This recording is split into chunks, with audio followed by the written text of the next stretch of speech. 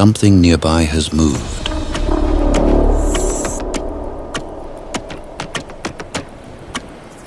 Sight is not necessary here. On this shore, movement alone can betray you.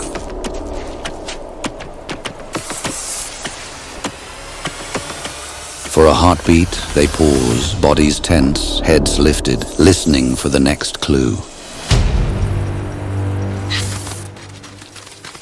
The iguana must move to escape.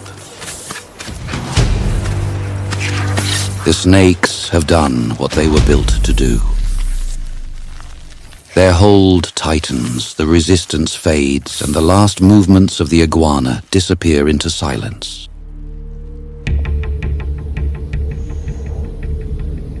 There is an irony to this island. It has shaped countless marine iguanas to live here, yet in the same world, it has also shaped the danger that follows them.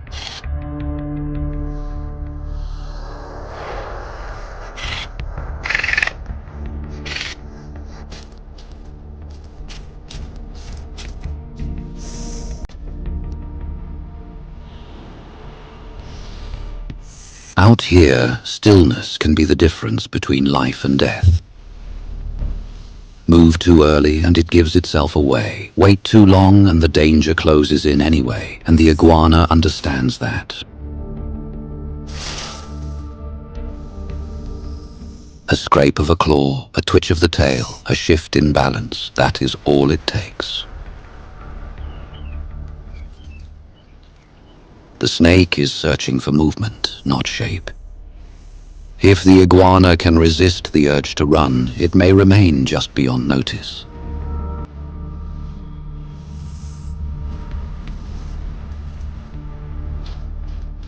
The threat lingers, then passes.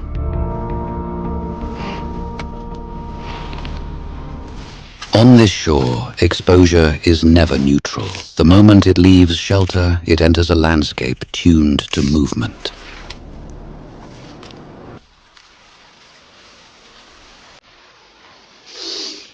What started as suspicion becomes pursuit.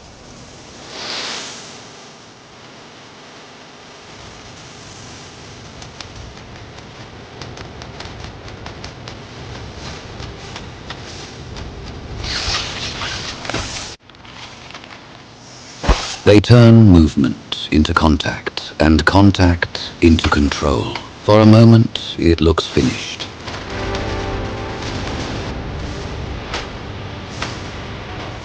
Then comes the opening. A coil slips. The iguana twists free, and suddenly escape is possible. In an instant, it turns weakness into momentum and slips clear.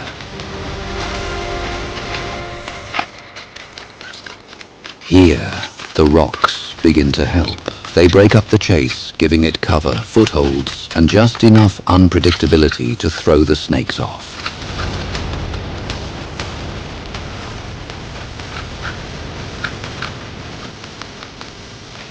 What began as a single chase is suddenly multiplying. From the rocks, from the gaps, from beneath the lava itself, more bodies begin to move. The beach is no longer just behind her, it is waking up around her, and now the rocks themselves seem alive.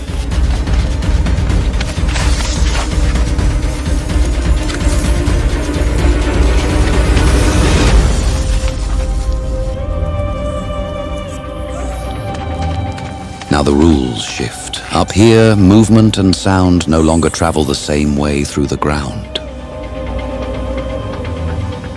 Below it, the snakes lose the clear signal they had been following. Their speed fades, they slow, they listen, they search, close but no longer certain.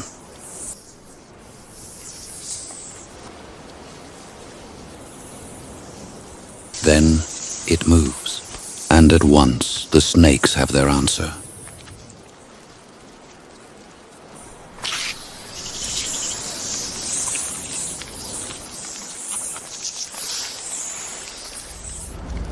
The pause is over.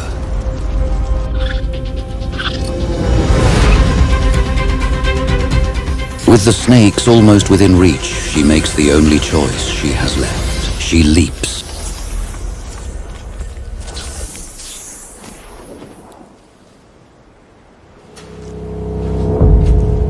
By the time it shows itself again, it seems almost as if reclaimed by the landscape itself. But on these shores, escape is, and suddenly the others are alerted too.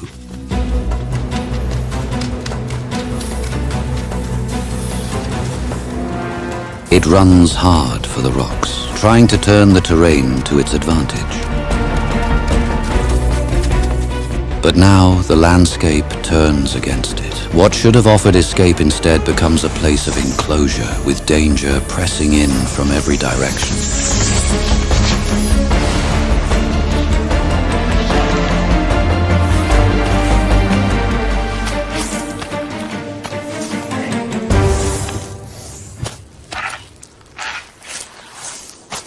Each final effort is smaller than the last, until the fight begins to fade into stillness. Islands. These are the world's only seafaring lizards. To survive, they must venture into the waves to reach their primary food source. Dense beds of red and green algae grow on the submerged volcanic rocks. Using powerful, hook-like claws, they anchor themselves against the violent pull of the tide. Submerged in the cold currents, they scrape the seaweed clean with specialized three-cusped teeth. It is a high-stakes energy trade-off. In the water, the iguana is transformed. By tucking their limbs against their sides, they adopt a perfectly streamlined profile. Lateral undulations of the long, flattened tail drive them through the swell. Deep dives can last for significant periods, though most are limited by the cold. Their heart rate slows dramatically to conserve oxygen and core temperature. When the feeding is done, the struggle to exit the surf begins. Exhausted and chilled, they must haul themselves back onto the safety of the rocks. It is a life lived on the narrow margin between two unforgiving worlds. One of searing equatorial heat and one of treacherous cold water.